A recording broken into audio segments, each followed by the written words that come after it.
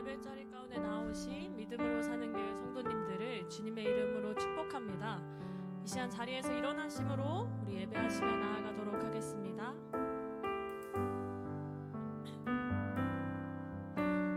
우리에게 소원이 하나 있네.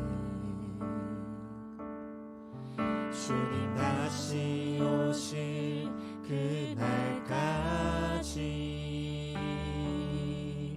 우리 가슴에 새긴 주의 십자가 사랑, 나의 교회를 사랑케 하네.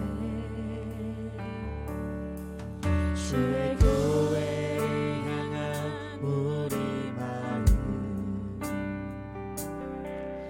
희생과 포기와 가난과 고난,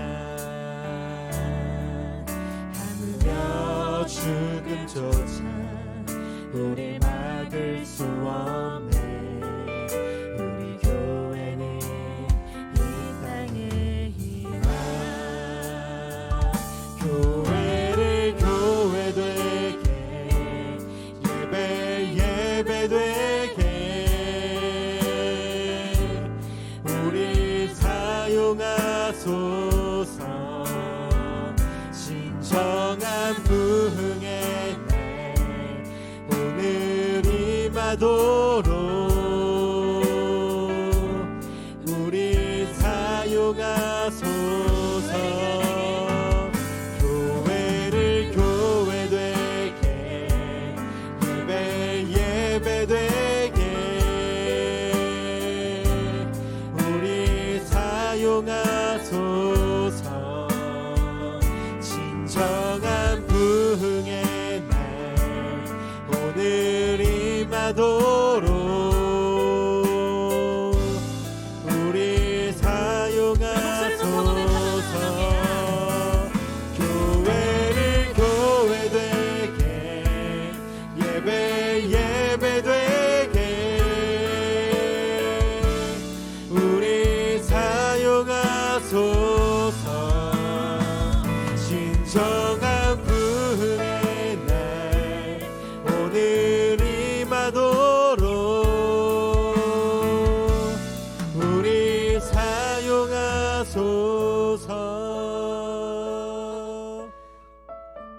하나님 아버지, 예배에 나아가는 우리들 한 사람 한 사람이 겸손한 마음으로 그 주님께 영광 돌리기를 소망합니다. 우리의 마음 가운데 있는 하나님을 향한 소망을 가지고 나아갈 때 주님의 말씀에 반응하게 하여 주시옵고 그 반응하는 삶으로 살아가게 하여 주시옵소서. 우리의 삶에 충만한 은혜를 부어주시는 그 주님의 은혜에 감사드립니다. 이 시간 그 주님만이 영광 받아 주시옵고 주님께서 홀로 우리의 인도자 되어 주시옵소서. 감사드리며 이 모든 말씀 우리 주 예수 그리스도의 이름으로 기도드렸습니다. 아멘. 우리에게 찬양하시면서 우리의 반석이신 그 주님만을 고백하며 나아갑니다. 아버지 하나님만이 우리의 삶의 반석임을 고백하며 나아갑니다. 주님 같은 반석은 없도다. 찬양받기 합당하신 이름, 되지 않으시는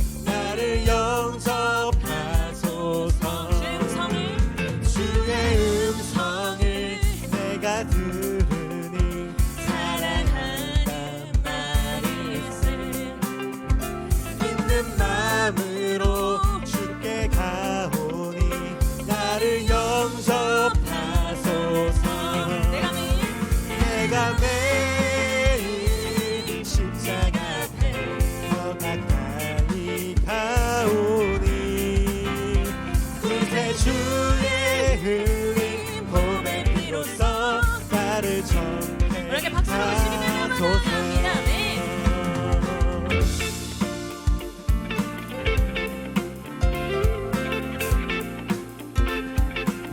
우리 그 주님 어떤 분이신지 이 시간 2절과 함께 고백하시고 나아갑니다. 주의 넓으신 주여 넓으신 은혜 베푸사 나를 받아주시고 나의 품은 뜻 주의 뜻같이 되게 하여 자, 3절 고백하시면서 주소서. 주의 보좌로 주의 보좌로 나아갈 때에 어찌하니 기쁠까. 주의 얼굴을 항상 배우니 더욱 친근합니다. 내가 매일 십자가 앞에 더 가까이 가오니 구세주의 흘린 복의 피로써 나를 정케 다시 한번 고백하시면 나아갑니다. 내가 매일 십자가 앞에 더 가까이 가오니 구세주의 흘린 복의 피로써 나를 자, 4절 고백하시면 나아갑니다.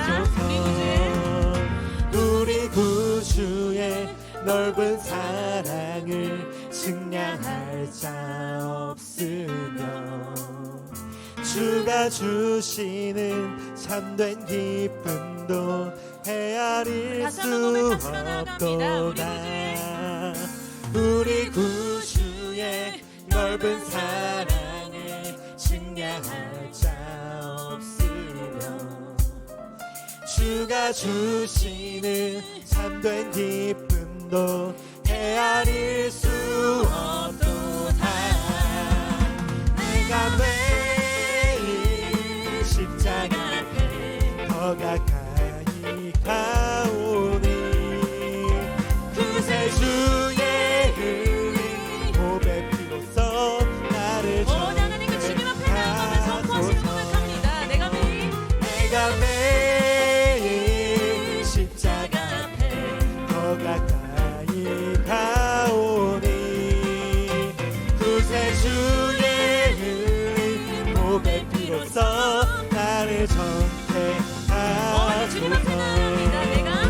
내가 매일 십자가 앞에 더 가까이 가오니 구세주의 흘린 복의 피로써 나를 마지막으로 우리의 삶을 선포하시며 고백합니다. 내가 매일 십자가 앞에 더 가까이 가오니 구세주의 흘린 복의 피로써 나를 정케 자, 박수로 그 주님만을 나아갑니다. 네. 어머나 하나님 것이 우리의 삶의 고백이 되길 소망합니다. 그 주님의 보좌 가운데 나아가는 삶이 되기를 간절히 소망합니다. 하나님의 은혜 가운데 있는 삶이 되기를 간절히 소망합니다. 우리의 주님 영광 홀로 받아 주시옵소서. 자, 예수님께 영광을 소리들며 나아갑니다. 아멘. 우리 앉아서 예배드리도록 하겠습니다.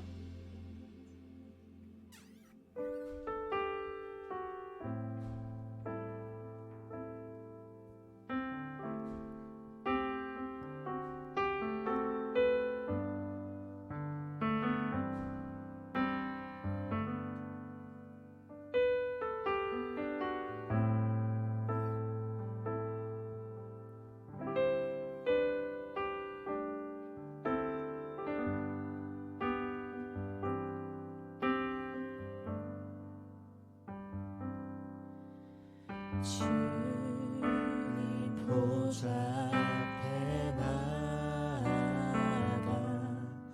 참된 안식과 기쁨 나누리겠네. 경배하며 주의 얼굴 구할 때 신실하신 주님 찬양해 주님 보좌 앞에 나아가 주님 보좌 앞에 나아가 참된 안식과 기쁨 나누리겠네. 경배하며 주의 얼굴 구할 때 신실하신 주님 찬양해. 신실하신 하나님, 신실하신 주,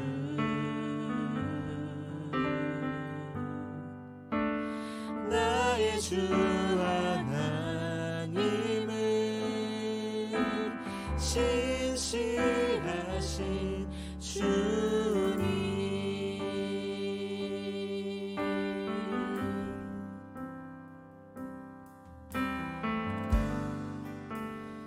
모아보자 하나님, 이 시간 그 주님 어떤 분이신지 알며 그 주님의 보좌 앞에 그 주님을 예배하는 자리 가운데 나아가길 소망합니다. 우리의 삶을 드리며 나아가길 소망합니다. 그 주님을 예배하며 나아가길 소망합니다.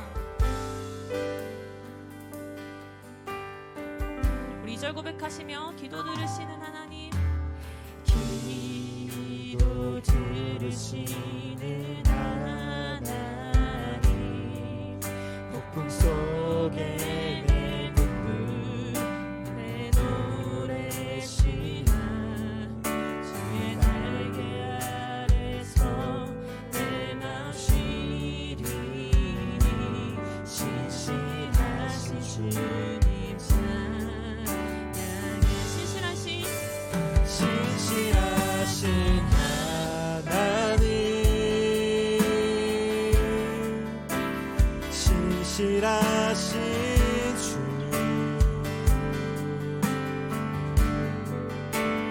나의 주 하나님은 신실하신 주님,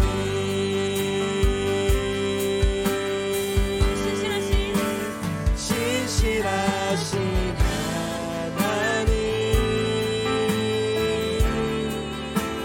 신실하신 주,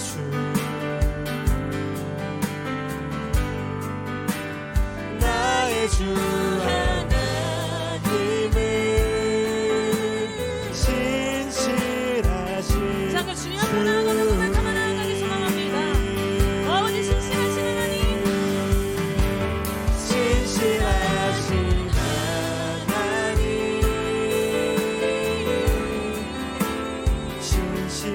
신실하신 주, 나의 주 하나님은 신실하신 주님. 우리 3절 고백하시며 나아갑니다. 평안 내려주신 하나님, 평안 내려주신 하나님, 나로 고통받는 자를 위로하게 하소서. 나의 평생에 주의 사랑 전하리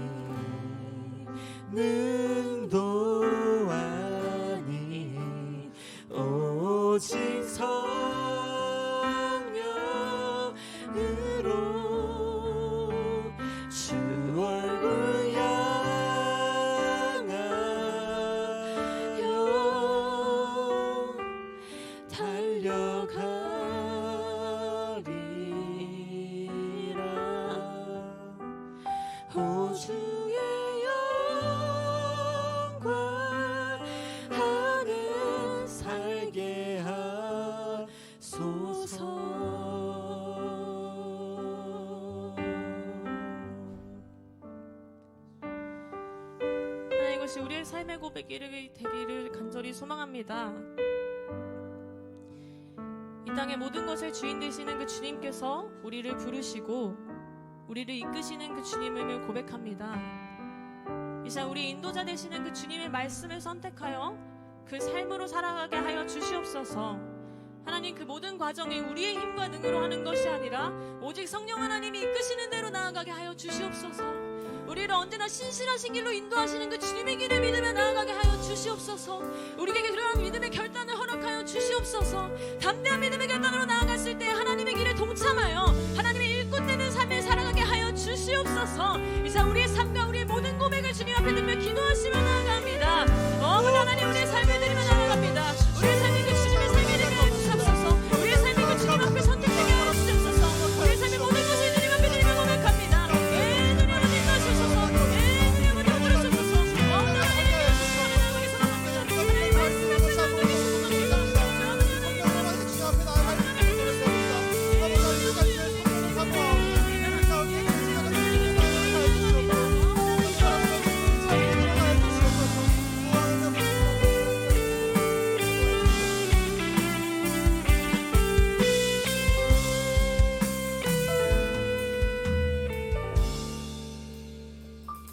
우리의 참 소망 되신 하나님 아버지, 지난 한 주간도 저희를 붙드시고 인도하사 예배의 자리로 나아오게 해주심에 감사와 찬양을 드립니다.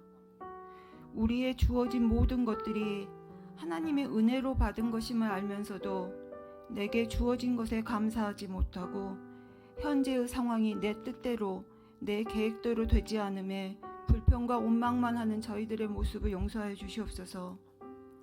하나님이 아닌 문제를 바라보며 염려와 두려움에 사로잡힌 삶에서 벗어나 이제는 우리가 붙들고 있는 것들을 내려놓고 우리의 삶의 온천이신 하나님께 집중케 하여 주시옵소서. 환경이 우리를 몰아붙이며 긴박한 순간에 놓일지라도 조바심을 내며 잘못된 결정을 하지 않도록 하여 주시고 우리를 향한 하나님의 뜻과 계획을 신뢰하며 하나님의 때를 믿음으로 기다리는 자들이 되기를 원하옵니다. 설령 우리가 이해하지 못하는 상황, 때로는 고난 가운데 있을지라도 주저앉거나 낙심치 말게 하여 주시고 아무것도 이루어지지 않고 있는 것처럼 보이는 지금 이 순간에도 전지전능하신 하나님께서는 우리를 향한 하나님의 계획을 하나님의 뜻대로 이루어 가심을 깨닫고 하나님의 뜻이라면 나의 삶의 방향을 하나님이 원하시는 대로 조정할 수 있는 믿음을 저희에게 허락하여 주시옵소서. 믿음으로 사는 교회를 위해 기도드립니다. 전도의 씨앗들이 맺어져서 새로운 결실이 맺어지게 하여 주시사 새로운 가족들이 함께 예배할 수 있도록 인도하여 주시고 몸과 마음의 고통으로 상처받는 성도들이 있다면 우리의 치료자는 오직 하나님 한 분뿐임을 기억하고 더 이상 세상 속에서 방황치 말고 여호와 하나님 품에 돌아오게 하여 주시길 간구합니다. 교회와 성도들을 위해 말씀과 기도에 힘쓰시는 담임 목사님 위해 기도드립니다. 목사님의 수고와 헌신을 하나님께서 기억하사 영과 육이 지치지 않도록 성령 하나님의 도우심과 위로가 함께하길 바라며 말씀을 준비하실 때도 성령께서 기름 부어주셔서 그 말씀에 더 큰 능력을 더하여 주시옵소서. 오늘 목사님께서 선포하시는 주님의 부르심에 응답하라는 그 말씀이 우리의 삶에 적용되고 또한 그 말씀대로 살아가는 우리들이 되기를 간구합니다. 함께 사역하시는 고영동 목사님, 교회를 위해 사역하실 때 맡겨진 그 일들을 기쁨으로 감당케 하시고 그 가정에도 더 크신 하나님의 은혜로 채워주시옵소서. 그리스도의 평강이 우리의 마음을 주장하는 이 한 주가 되길 간구하며 살아계신 우리 주 예수 그리스도 이름으로 기도드립니다. 할렐루야. 예배자리 가운데 나오신 믿음으로 사는 교회 성도님들을 주님의 이름으로 축복합니다. 이 시간 저와 함께 바라보시며 함께 고백합니다. 평화 하나님의 평화 하나님의 평강이 당신의 삶에 넘쳐나기를 평화 하나님의 평강이 당신의 삶에 가득하기를 축복합니다.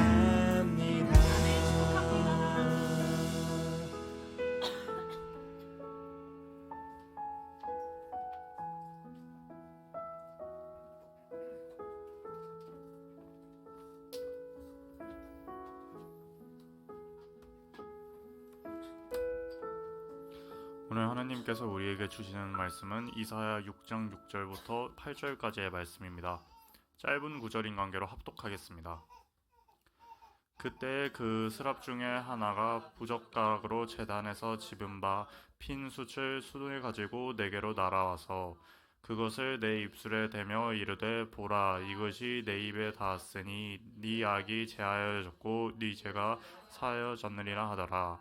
내가 또 주의 목소리를 들으니 주께서 이르시되 내가 누구를 보내며 누가 우리를 위하여 갈고 하시니 그때 내가 이르되 내가 여기 있나이다 나를 보내소서 하였더니 아멘.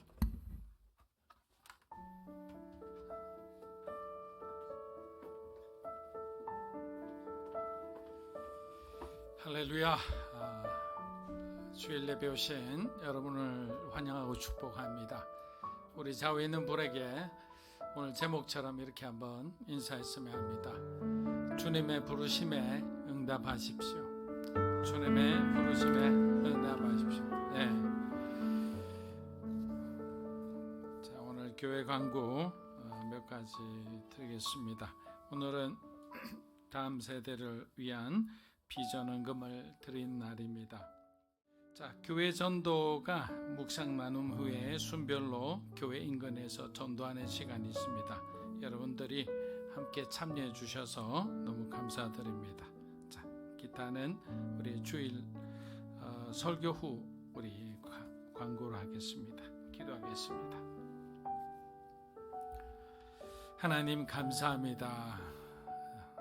오늘도 주의 성령께서 이곳에 계신 한 분 한 분의 마음을 훑으시고 하나님이 기뻐하시는 그 삶의 길이 무엇인지를 가르쳐 주시옵소서. 우린 여전히 우리가 살아 있습니다. 그래서 우리가 원하는 것, 또 우리가 좋아하는 것을 우리가 취하기를 원하고 또 그 길로 또 열심히 달려가기도 합니다. 그러나 항상 하나님은 그 길에서 우리를 막아서서 우리가 원하는 길이 아니라 주님이 원하시는 길로 우리의 삶을 돌이키기도 합니다. 하나님 우리에게 지혜를 주시옵소서. 반복되는 이런 실수가 또 이런 실패와 이러한 잘못을 범하지 않도록 도와주시옵소서. 정말 참된 주님의 지혜자로서 하나님의 영광을 위해 살아가는 그리스도의 제자로서의 삶을 살 수 있도록 도와주시옵소서. 감사드리며 예수님의 이름으로 기도합니다. 아멘. 자, 오늘은 주님의 부르심에 응답하라는 제목으로 오늘 말씀을 좀 나누겠습니다.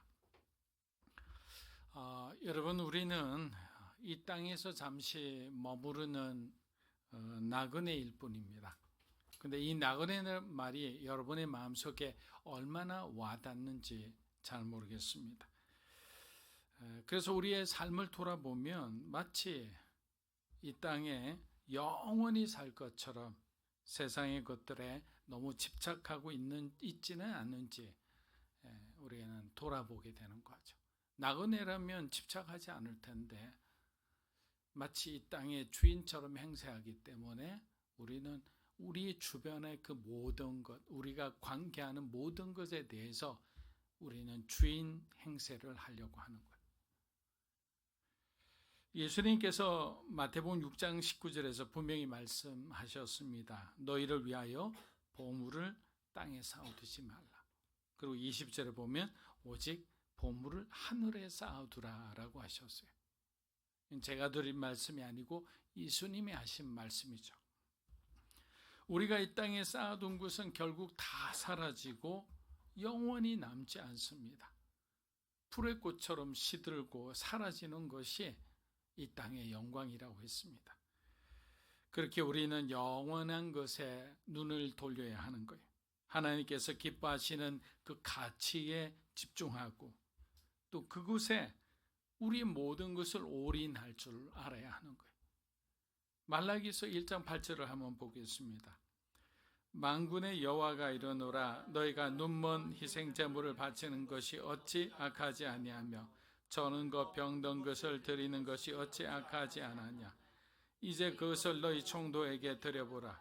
그가 너를 기뻐하겠으며 너를 받아주겠느냐. 자, 여기서 하나님께서는 제사장들이 드리는 제물이 형식적이고 너무나 불성실함을 지적합니다. 하나님께 드리는 건데 그들의 예배는 살아있는 믿음과는 전혀 거리가 멀었습니다. 예배는 그저 의무적으로 드리는 행위에 불과했고 그 중심에는 우리 마음의 중심에는 하나님을 향한 진정성이 없는 거예요. 안타깝지만 이 문제는 오늘날 우리의 삶에서도 어쩌면 우리 예배 가운데서도 여전히 존재할 수 있습니다. 우리는 지금 하나님께 무엇을 드리고 있습니까? 우리의 예배는 정말 진정한 마음에서 주님을 사랑하는 마음에서 우러나와서 우리가 드리고 있습니까? 아니면 그저 주일만 되면 교회 나가야 되니까 하는 그런 마음으로 장로니까 내가 목사니까 그렇게 나가는 일상적인 습관에 불과하십니까?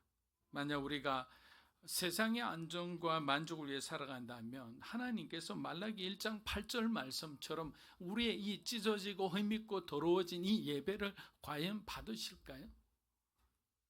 하나님은 언제나 우리의 어떤 외적인 행위나 모습이 아니라 우리 마음이 어떤 마음으로 하나님을 예배드리는지를 보신다라는 거죠. 그래서 예수님께서 지나가다가 과부가 그 두 렙돈 생활비 전부를 드리는 것을 보고 부자가 어마어마한 돈을 쫙 그냥 소리가 내게 그 동전을 넣는 것보다 더 기뻐하셨죠. 인정하셨죠. 두 렙돈 해봐야 얼마 되지 않는 돈인 거예요. 그러나 정성을 다해서 하나님 앞에 기도하고 그 예물을 자기의 마음과 함께 드린 거예요. 여러분 돈만 드린다면 여러분들 안에서 조금 넉넉하신 분들은 얼마든지 돈을 드릴 수 있죠. 돈을 드리는 게 아니라 내 마음의 정성을 함께 드리는 거예요. 그러니까 하나님 받으시는 것이죠. 돈을 받으시는 게 아니에요. 우리 마음의 중심을 받으시는 거죠. 그렇다면 우리는 무엇을 쌓아야 할까요? 예수님께서 산상수훈에서 말씀하신 팔복을 통해 우리는 그 답을 찾을 수 있습니다. 심령이 가난한 자, 애통하는 자, 온유하는 자, 의에 줄이고 목마른 자, 이런 자들이 바로 하늘의 보화를 쌓는 자들이라는 거예요. 하나님의 기쁨은 세상에서 얻는 성공이 아니라 바로 그분의 나라와 의를 구하는 삶에서 비롯됩니다. 우리의 삶은 어떤 의미에서 매일매일 우리는 보물을 쌓는 과정이에요. 중요한 것은 지금 제가 여러분이 어디에 보물을 쌓고 있느냐라는 거예요. 하나님께서 원하시는 삶이 우리가 소유한 것을 지키는 것이 아니라 우리의 마음과 삶의 중심이 항상 주님을 향하는 것, 그것이 하나님이 원하시는 마음이라는 거예요. 사랑하는 여러분, 하나님께서는 우리의 작은 헌신과 노력까지도 세밀하게 보고 계십니다. 우리가 이 정도면 충분히 최선을 다했다고 생각할 때 하나님은 그보다 훨씬 더 큰 은혜로 우리에게 응답하실 때가 있습니다. 저는 그런 걸 너무나 많이 경험했어요. 제가 드린 건 이것밖에 없는데 하나님은 이것보다 100배의 어떤 내가 10배를 드렸다면 한 100배로 갚아주시는 거예요. 감당하기 힘든 그러한 큰 은혜죠. 그 순간 우리는 하나님께서 우리의 삶을 주목하고 계시는구나, 하나님께서 나를 지켜보고 계시는구나 라는 것을 깨닫게 되는 거예요. 여러분, 그때가 바로 우리를 향한 하나님의 사랑과 임재를 경험하는 시간입니다. 먼 곳에 계신 하나님, 정말 어떨 때는 하나님 계실까 헷갈리는 그런 사람들도 있죠.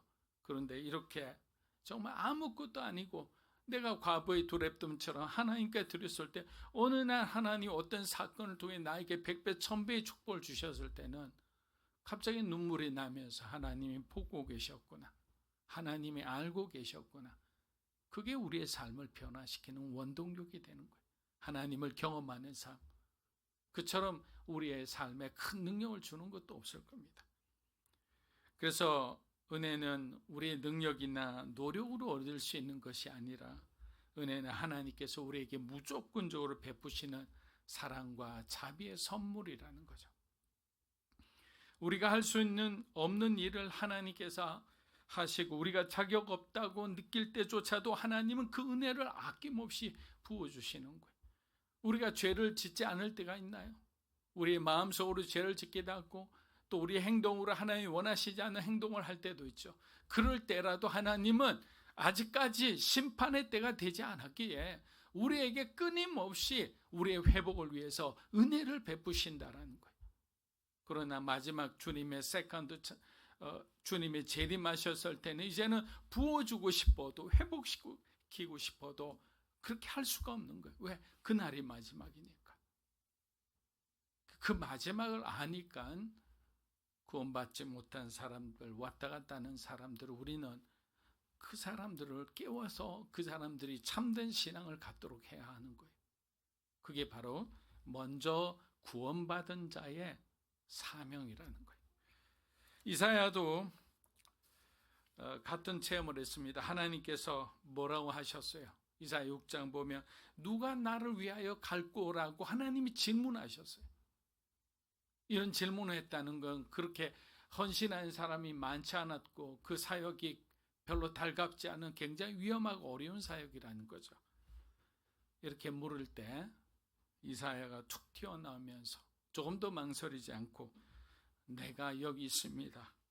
하나님 나를 보내주세요 라고 응답한 거예요. 이사야가 그렇게 응답할 수 있었던 이유는 무엇일까요? 저 말씀을 준비하면서 가장 궁금해서 왜 이 사람이 이렇게 어려운 사역을, 많은 사람들에게 돌을 맞을 수 있는 이 사역을 손들고 먼저 하나님 앞에 자원했을까? 그는 하나님의 강력한 임재와 그분의 신실하심을 깊이 체험했기 때문이죠. 그는 하나님의 부르심 앞에서 두려움보다 하나님의 함께하심에 대한 그 확신을 선택한 거예요. 여러분, 우리가 살아갈 때 가장 중요한 거, 우리가 하나님의 이름으로 뭔가를 할 때, 여러분들이 또 세상에서 사업을 하거나 프로젝트를 할 때 가장 중요한 것은 두려움을 이기는 거예요. 누구나 두려움을 가져. 이거 과연 프로젝트가 과연 될까? 사람들이 올까? 이것을 사람들이 사줄까? 뭐 온갖 생각을 다 해요. 근데 두려움보다 여러분이 선택해야 되는 것은 바로 이사야처럼 하나님의 함께 하심에 대한 확신을 선택해야 되는 거예요. 그게 그리스도인이잖아요. 하나님의 함께 하신다는 확신을 가지고 하나님 도와주십시오. 내 힘으로는 더 이상 불가합니다. 저도 한계 상황에 이르렀어요. 그러나 하나님이 함께 하신다는 확신이 내 마음속에 들면 그냥 고하는 거예요. 순종하는 거예요. 그 다음에 하나님께서 하시겠죠. 여러분, 하나님의 부르심은 때로는 우리가 생각하는 것보다 훨씬 더 어렵고 우리의 능력으로 감당하기 힘든 그런 길일 때가 많아요. 그러나 그 길을 걸어가는 사람들은 하나님의 임재와 그분의 신실함에 대한 확신이 있기에 험한 길도 두려움 없이 그렇게 뚜벅뚜벅 그 사명의 길을 걸어갈 수 있는 것입니다. 하나님께서 함께 하신다는 믿음과 기대가 없다면 우리 너무나 쉽게 좌절하고 포기할 거예요. 그동안 주저앉고 싶었는데 그 길을 계기로 그냥 주저앉아 버리는 거예요. 사랑하는 여러분, 하나님은 오늘 이 예배에서도 여러분을 부르실 수 있습니다. 그 부르심 앞에서 이사야처럼 주저하지 않고 하나님 나를 보내주세요 라고 응답하는 여러분이 되시기를 축복합니다. 바울 사도처럼 자신의 계획을, 이게 중요한 거예요. 자신의 계획을 내려놓았을 때 하나님께서 그에게 유럽으로 지경을 넓히셨듯이 바로 우리의 삶을, 우리가 우리의 계획을 내려놓을 때 우리의 삶을 하나님께서는 더욱 넓혀주시고 우리가 가야 할 길을 분명히 보여주시는 거예요. 그렇기 때문에 내가 그동안 어떻게 준비했는데가 그렇게 말해서는 안 된다고 했죠. 사도행전에 보면 바울은 너무나 철저하게 준비하는 사람이었어요. 2차 전도여행을 완벽하게 다 세팅해놨는데 하필이면 그제서야 마게도니아 환상을 통해서 건너와서 우리를 도우라는 그 환상을 통해 하나님께서 너희의 행선지는 아시아가 아니라 유럽이라고 말씀하신 거예요. 그때 우리는 억울한 마음이 들잖아요. 어떤 마음인가? 진작 말씀하시지. 다 준비하니까 사람에게 연락하고 재정도 다 준비하고, 근데 왜 이제서야 하나님 바꾸라는 거야? 그럼 우리는 어떻게 합니까? 타협하고자 하지. 하나님, 일단 저희가 2차 가서 예정일이 15일인데 그냥 일주일 만에 끝내고 오겠습니다. 그리고 가면 안 될까요? 근데 하나님은 노라고 하셨어요. 노. 바울이 여기 갔다가 저기 갔다가 이제 버티다가 여러 군데 버티다가 하나님께서 그냥 포기하시겠지 했지만 하나님은 꿈쩍도 하지 않았어요. 우리의 계획, 나의 계획은 하나님에게는 중요하지가 않는 거예요. 박선용 교수란 분의 그 책을 보면 정체성의 심리학이라는 책이 있습니다. 그래서 그분은 이렇게 정체성을 정의하고 있는데요. 정체성이란 자신에게 중요한 것이 무엇이고 의미 있는 일이 무엇인지를 이해하고 이를 바탕으로 삶의 방향에 대한 결단을 내린 것을 의미한다라고 했습니다. 다시 한번 말씀드릴게요. 정체성이란 자신에게 중요한 것이 무엇이고 의미 있는 일이 무엇인지를 이해하고 이를 바탕으로 삶의 방향에 대한 결단을 내린 정도를 말한다라고 했습니다. 여러분, 이 정의는 우리가 왜 참된 정체성을 찾는 것이 중요한지 다시 한번 생각하게 합니다. 박선영 교수는 정체성이 잘 정립된 사람들의 특징을 몇 가지 설명을 했는데 그중 몇 가지는 우리에게도 깊은 영감을 줍니다. 첫째로, 정체성이 잘 정립된 사람은 영혼의 엑스레이를 가지고 있다라는 표현을 했습니다. 영혼의 엑스레이. 자, 이는 단순히 겉으로 드러난 모습만 보는 것이 아니라 자기의 내면을 들여다 볼 수 있는 사람이라는 거예요. 겉으로 자기가 어떤 사람이라고 자꾸 가공하고 포장하는 거 누구나 잘해요. 마치 여성들이 그 아름답게 꾸미기 위해 화장을 하듯이 사람들도 사람들에게 아름답게 매력 있게 나를 이렇게 어필하기 위해서 다 포장할 수 있는 거예요. 근데 중요한 거, 정체성이 분명한 사람, 꿈을 가지고 달려갈 수 있는 사람은 내면이 정리되어 있는 사람이라는 거예요. 내면에 대한 투자를 할 수 있는 사람이라는 거죠. 자기가 내면이 부족하면 상담도 받고 기도도 하고 또 여러 가지 그게 필요한 노력을 하는 사람이 바로 정체성이 분명한 사람이라고 했습니다. 둘째로, 정체성이 잘 정립된 사람은 목적지가 찍힌 내비게이션을 가지고 있는 사람이라고 했어요. 우리가 하고 싶은 일도 많고 가고 싶은 길도 많지만 막상 어디로 가야 할지 방향을 잃고 방황할 때가 있죠. 이걸 해볼까 했는데 어느 순간 난 중단되고 다른 일 하고 있고 뭐 이런 사람들이 있어요. 그러나 정체성이 확고한 사람들은 자신의 목적지를 분명히 알고 그 목적을 향해 흔들림 없이 나아간다는 거예요. 많은 사람들이 자기 정체성을 확립하지 못해 방황하는 경우가 많은데, 그래서 어떤 일도 끈기 있게 하지 못하고 자꾸 중도에 포기하는 사람이 바로 정체성이 정확하게 정립되지 않는 분이에요. 왜? 이분은 심리학자거든요. 그렇게 우리의 정체성은 어떻게 해야 되느냐? 하나님 안에서, 예수 그리스도 안에서 확고히 세워져야 되는 것. 세상의 어떤 관념과 세상의 그걸로 우리가 세워져야 되는 게 아니라 하나님 안에서 우리의 정체성이, 내가 누구인지, 나의 사명이 무엇인지를 우리가 분명히 할 줄 알아야 한다는 거죠. 그럼 헛된 길을 걷지 않고 하나님의 계획에 따라, 여러분 한 분 한 분, 네가 이곳에 계신 한 분 한 분을 하나님이 얼마나 사랑하는지 아세요? 여러분에게 계획이 있는 거예요. 신앙의 정도의 차이는 있을 수 있어요. 이제 예수 믿은 사람, 그리고 신앙이 오랫동안 깊이 오랜 성숙의 기간을 통해서 성장한 사람, 그러나 정도의 차이는 있지만 한 분 한 분을 동일하게 사랑하시며 그분을 향한 하나님의 계획이 있다는 사실을 여러분들이 믿으셔야 하는 거예요. 그럼 어떻게 됩니까? 주신 사명에 따라 우리는 점점 성장하고 성숙하겠죠. 결국은 하나님의 때에 여러분들은 하나님 앞에 귀하게 쓰임받는 거예요.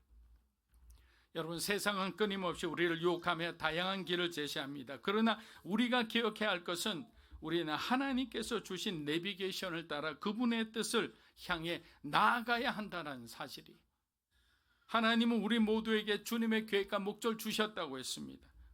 그렇게 우리는 하나님 안에서 정체성을 찾고 그분의 뜻을 따라 한 마음으로 나아가는 게 중요합니다. 가정에서도 한 마음이 되어야 되고, 교회에서도 한 마음이 되고, 공동체도, 나라, 민족도 다 한 마음이 될 때 부강하고 강성해지고 세상을 변화시킬 수 있는 그 영향력과 힘을 가지게 되는 거예요. 갈라지게 되면 힘을 낼 수가 없어요. 믿음의 선진들조차 하나님의 부르심을 온전히 이해하는데 오랜 시간이 걸렸어요. 여러분, 그들은 때로는 수십 년에 걸쳐 하나님의 계획을 알아가며 그 뜻을 이루기 위해 그 비전의 그 길을 묵묵히 걸어간 사람들이, 중요한 것은 어떤 것인가? 주어진 매일의 삶에서 하나님 바라보고 신실하게 살아가는 거예요.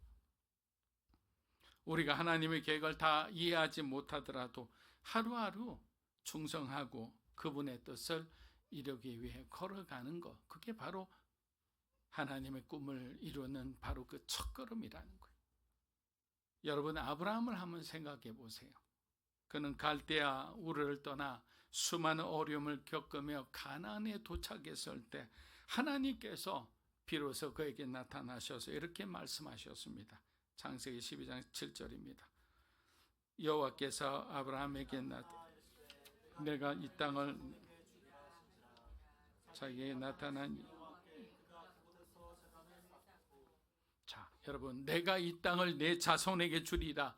이 말씀은 아브라함에게 새로운 비전이 되었고 그가 하나님의 약속의 자녀로서 정체성을 확립하는 중요한 순간이었던 거예요. 이와 같이 우리의 정체성은 하나님 안에서 발견되는 것이고 하나님의 약속을 통해 우리는 성장하게 되는 거예요. 그러나 우리는 종종 하나님의 부르심에 응답하지 못할 때가 있죠. 그 이유는 뭘까요? 우리의 뜻과 하나님의 뜻이 충돌을 하기 때문이에요. 내가 하고 싶은 것을 하나님이 막아선다고 생각하는 순간 결국에는 하나님께 불순종하고 내 하고 싶은 대로 해버리는 거예요. 그런 부르심을 받기가 어렵습니다. 마태복음 16장 24절입니다. 여러분이 잘 아는 구절입니다. 한번 읽어보겠습니다. 이에 예수께서 제자들이 이르시되 자기 십자가를 지고 나를. 여러분, 이 말씀은 예수님 당시 제자들에게만 주어진 것이 아니라 오늘날 바로 저와 여러분에게도 주어진 말씀임을 기억해야 합니다. 그런데 많은 사람들이 이 말씀을 자신의 삶과는 별개의 이야기로 생각합니다. 내가 생각할 때 저 사람이 이 말씀을 꼭 들어야 돼. 아니 우리 아들이 들어야 될 것 같아. 뭐 이런 식으로 생각하는 거예요. 아니죠. 모든 사람에게 적용되는 말씀입니다. 여러분, 주님을 위해 쓰임 받기를 원하십니까? 저는 아멘이죠. 더 잘 쓰임 받았으면 좋겠어요. 일본을 위해서 17년, 18년 했는데 언젠가 또 일본에 가서 또 열심히 그 작고 그 연약한 교회를 도와 세계 선교하는 교회로 하나님 그렇게 나를 통로로 사용해 주십시오라고 예전부터 기도했는데 언젠가는 이루어지겠죠. 그런 꿈들을 하나님 주시면 그 꿈을 계속 키워나가는 거예요. 지금은 아무런 관계도 없을 것 같죠. 근데 어느 순간에 하나님께서 그 길을 열어주시고 만남을 허락하시고 필요한 돈도 필요한 어떤 전략도 지혜도 주시는 거예요. 여러분, 지금 당장 눈에 보이지 않는다고 그냥 포기하지 마시고 주신 꿈이라면 여러분들이 가슴 속에 품고 있는 거라면 계속 기도하시기를 바랍니다. 그렇다면 우리가 자기를 부인한다는 것은 무슨 뜻일까요? 그것은 우리의 뜻과 계획을 내려놓고 하나님의 뜻에 우리 자신을 복종시키는 것, 그게 바로 내 자신을 부인한다라는 뜻이죠. 하나님의 뜻을 이루는데 너희가 걸림돌이 되어서는 안 된다라는 거죠. 바로 내 뜻이, 내 계획이, 우리가 하고 싶은 일을 하나님 주신 비전이라 착각해서도 안 됩니다. 우리 흔히 여기에 맞춰서 기도하고 필요한 말씀 구절을 막 뽑아서 맞춰서 응답받았다고 이렇게 할 때가 많죠. 그건 잘못된 겁니다. 내가 원하는 것과 하나님 원하시는 것을 혼동하는 순간 우리는 하나님의 계획을 또 놓칠 수 있는 거예요. 성경 속의 모세, 요셉, 다니엘을 보십시오. 여러분, 그들이 자신이 원해서 애굽이나 바벨론의 그 포로로, 그 종으로 팔려간 게 아니잖아요. 누가 기꺼이 부모와 형제를 떠나 이방의 종이 되기를 원하겠습니까? 제가 여기서 우리 교회를 위해, 이 나라 민족을 위해서 여러분들이 북한에 갈 사람 있습니까? 여러분, 누가 가겠어요? 그 가면 어려운데. 그러나 하나님의 구원의 계획 속에 누군가는 희생해야 되고 누군가는 좀 더 헌신할 사람이 필요했기에 하나님은 그들을 선택해서 그들의 믿음을 성장시켜서 결국 모세와 다니엘과 요셉에게 바로 그 어려운 일을 시키신 거예요. 그러니까 어떤 일이 이루어졌을 때는 이 일이 이루어졌다고 이루어진 어떤 외적인 면을 보고 우리가 환호하는 것 전에 이 일이 이루어지기 전에 모세와 다니엘과 요셉과 같은 그런 사람들이 있구나라는 생각을 해야 되는 거예요. 그리고 그런 사람에게 우리는 아낌없이 박수를 쳐줄 줄 알아야 되는 거예요. 그 사람을 인정해주고 그 사람을 존중해주고 높여줄 줄 알아야 되는 거예요. 사랑하는 여러분, 하나님께서 우리를 부르시는 그 길은 쉬운 길이 아니죠. 그러나 그 길을 통해 저와 여러분은 하나님의 위대한 계획 속에 동참하는 놀라운 은혜를 가지게 되는 거예요. 자기를 부인하고 자기 십자가를 지고 주님을 따르는 바로 그런 여러분이 되기를 간절히 기도합니다. 이사야 6장은 이사야의 소명장으로 잘 알려져 있습니다. 하나님께서 이사야에게 나타나셔서 그분의 영광을 보이시며 이사야를 하나님의 선지자로 부르시는 장면이 담겨 있기 때문입니다. 그래서 소명장이다 이렇게 합니다. 이사야는 성전에서 기도하는 가운데 하나님의 위엄과 영광을 직접 경험했습니다. 그 순간 그는 자신이 얼마나 죄악된 사람인지를, 하나님 앞에서 얼마나 연약한 존재인지를 너무나도 깊이 깨달은 거예요.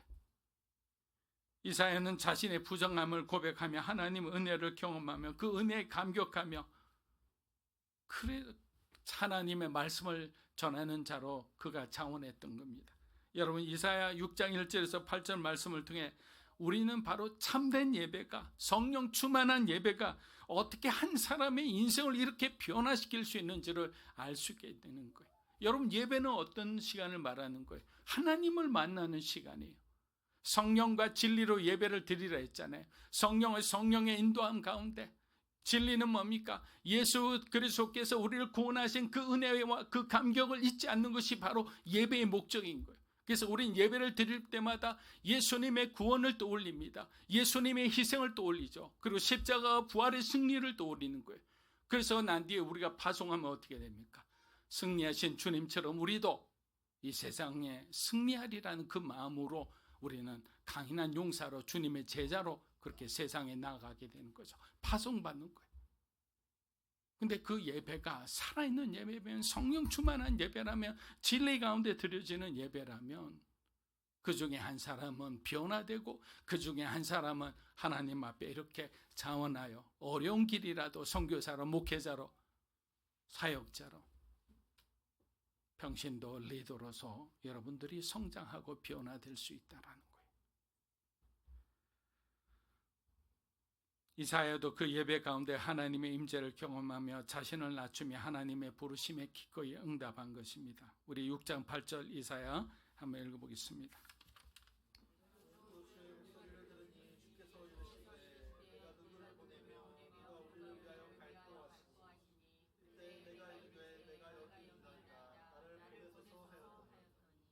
이사야가 경험한 예배는 형식적이거나 의례적인 예배가 아니었습니다. 그것은 하나님과의 실제의 만남이고 그 만남을 통해 이사야는 하나님의 절대적인 거룩함을 목도했습니다.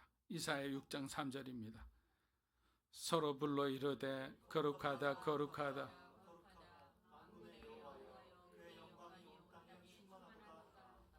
이사야가 성전에 가니까 스랍들 천사들이잖아요. 세라핌이라죠. 그 천사들이 양쪽에서 날개를 이렇게 치면서 거룩하다 거룩하다 이러는데 도저히 그냥 자기는 그냥 그 자리에 있을 수 없는 그 하나님의 영광에 압도된 가운데 있었던 거예요. 여러분, 하나님의 영광에 압도되면 가장 무엇이 떠오를까요? 내가 죄인이라는 걸 깨닫죠. 내 죄들이 그냥 낱낱이 그냥 내 안에서 입안에서 막 토해듯이 이렇게 내가 보여지는 거예요. 무릎 꿇게 되죠. 엎드리게 되죠. 용서를 구하게 되죠. 그리고 나한테 뭐 하겠습니까? 주님, 만약에 주님이 저에게 기회를 주신다면 저도 주님의 영광에 참여하는 주님의 나라를 위한 일꾼이 되고 싶습니다라고 헌신하게 되는 거예요. 그래서 어렵고 힘든 곳으로도 떠나게 되는 거예요. 그곳에 가면, 그래서 선교사님들, 저도 방송 선교사로도 가보고 여러 가지 가봤지만 선교사님들한테 공통적으로 물으면 언제가 가장 좋냐고 물으면 교회에서 파송받을 때와 공항에서 나갈 때 그때가 제일 좋다고 그래요. 그리고 나한테는 너무 힘들거든요. 솔직히 날씨도 맞지 않고 음식도 맞지 않고 언어도 잘 안 되고 그러다가 거의 포기하고 지치고 우울증에 걸리고 그런 순간에 하나님께서 어느 날 갑자기 은혜를 주시는 거예요. 그 미운 사람들이 변화되기 시작하는 거예요. 공동체가 살아나기 시작하는 거예요. 내가 한 게 아닌데, 나는 울기만 했는데, 나는 그냥 잠만 잤는데 하나님은 나의 순종을 통해 그 일을 하신 거예요. 그러니까 우리는 무엇을 해도 하나님의 은혜 속에서 살아갈 수밖에 없는 거예요. 사랑하는 여러분, 성령 충만한 예배는 우리를 정결케 하고 새로운 결단으로 이끕니다. 이사야가 경험한 그 참된 예배처럼 저와 여러분도 그 살아있는 예배 가운데서 예수 그리스도의 그 보혈의 능력을 우리가 경험하게 되기를 주님의 이름으로 축복합니다. 기도하겠습니다. 사랑하는 여러분, 우리가 오늘 이 예배를 통해서 하나님이 여러분을 부르심을 알 수가 있습니다. 우리가 길이 보이지 않아 갈등할 때도 많죠. 그러나 이 한 가지는 우리 분명히 했으면 좋겠습니다. 하나님이 나를 사랑한다는 그 말씀을 의심하지는 않았으면 좋겠습니다. 이 시간 함께 기도할 것은 하나님이 나를 이처럼 사랑하시는데 이제는 나도 하나님을 계산하지 않고 사랑하게 하여 주십시오. 그리고 그 사랑 안에 헌신할 수 있게 도와주시옵소서. 참된 사람으로, 하나님의 기뻐하는 사람으로, 하나님께 쓰임받는 사람으로 우리를 변화시켜 주시옵소서라고 우리 함께 기도하겠습니다. 살아계신 아버지 하나님 감사합니다. 믿음으로 살아가는 사랑하는 우리 성도들 한 분 한 분을 기억하여 주시옵소서. 이들의 마음속에 성령 하나님께서 하나님의 뜻을 가르쳐 주시고 우리가 무엇을 해야 되는지 우리가 가야 할 그 길을 보여주시고 깨닫게 하여 주시옵소서.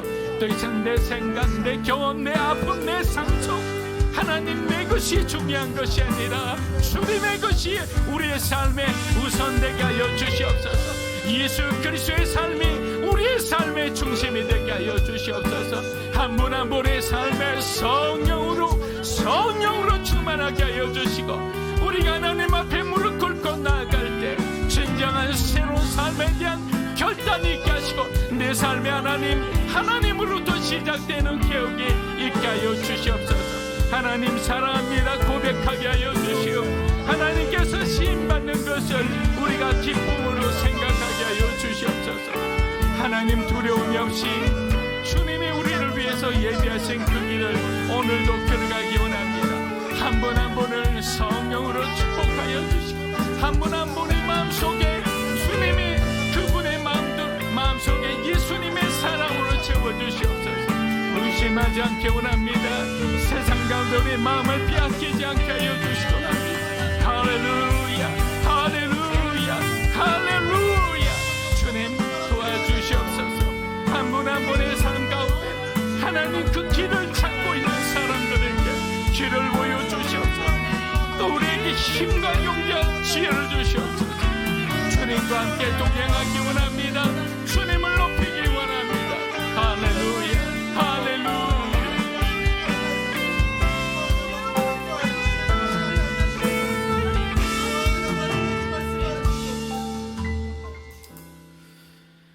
이 시간 다시 한번 기도할 때 말씀을 기억하며 교회를 두고 함께 기도했으면 좋겠습니다.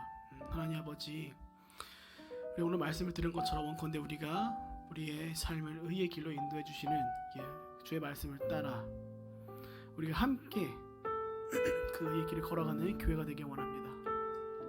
하나님, 우리가 계속해서 한 마음 한 뜻으로 그 마음을 모아 생각을 모아 주님께서 우리 가운데 허락하신 일들을 이뤄갈 수 있는 주의 말씀 가운데 주의 부르심 가운데 응답해 가는 교회가 될 수 있도록 인도하여 주시옵소서. 그러한 공동체 한 사람 한 사람이 될 수 있도록 인도하여 주시옵소서라고 우리 시간 말씀을 기억하며 다시 한번 기도하겠습니다.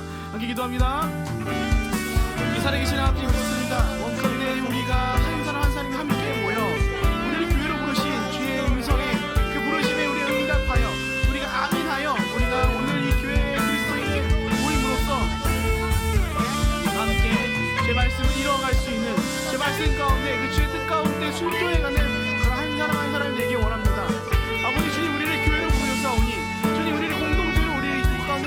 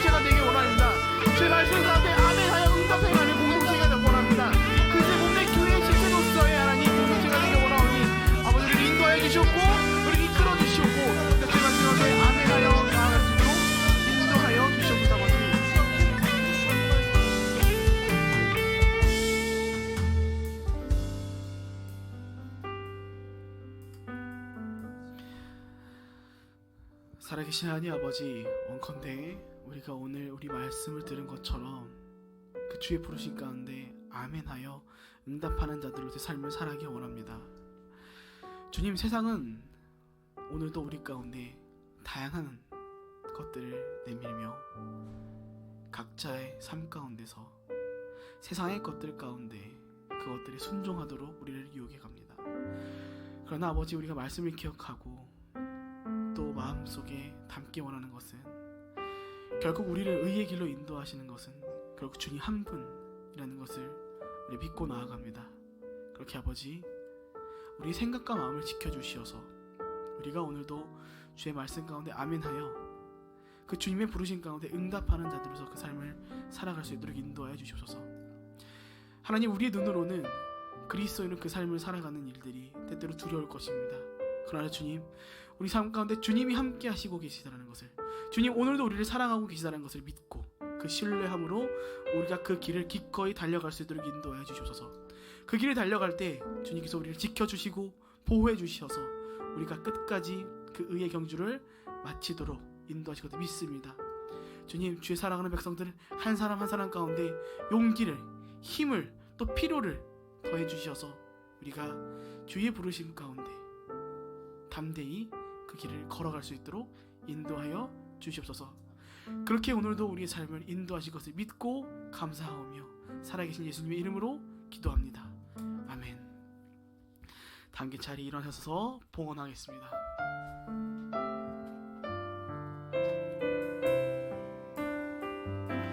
주님, 내가 여기 있사오니 나를 보내소서. 나의 맘 나의 몸 주께 드리오니 주 받으옵소서.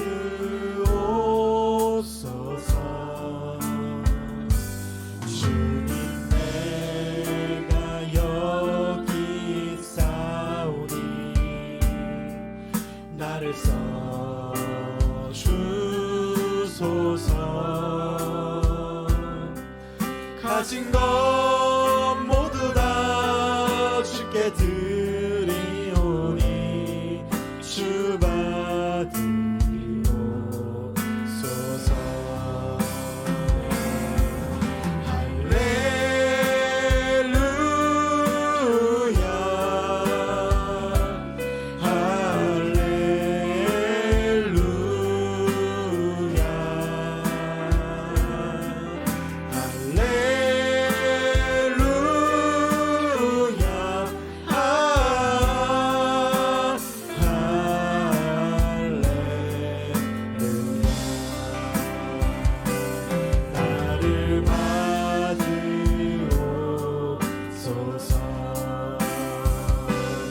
나를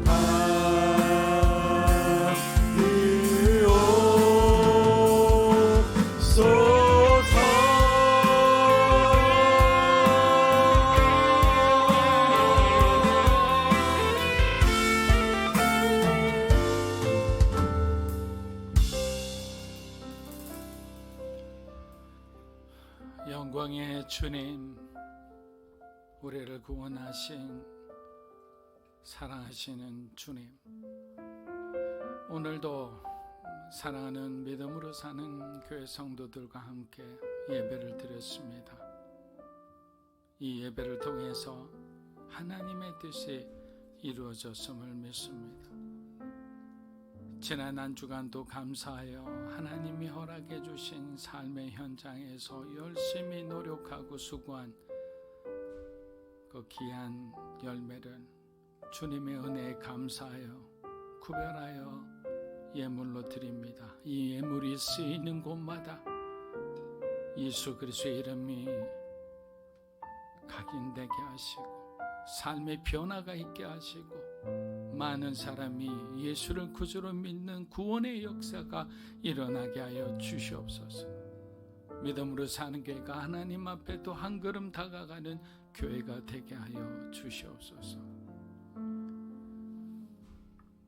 이제는 우리 주 예수 그리스도의 은혜와 하나님 아버지의 크고 놀라우신 사랑과 성령님의 감화 감동 교통하심의 역사가 나의 계획을 내려놓고 하나님이 우리에게 보여주시는 그 원대한 계획 속에 동참하기를 기뻐하는 사랑하는 믿음으로 사는 교회 성도 한 분 한 분의 삶과 이 자리에 계신 하나님의 거룩한 백성들을 위해 영상으로 예배드리는 주님의 귀한 동역자 위에 이 나라 민족과 한국 교회와 열방 가운데 흩어져 사역하는 우리 선교사님들의 사역과 가정 위에 또 한 달간 또 출장으로 멀리 여행하는 우리 장기훈 집사님 가정 위에 이제로부터 영원토록 함께 하시기를 간절히 축원하옵나이다. 아멘.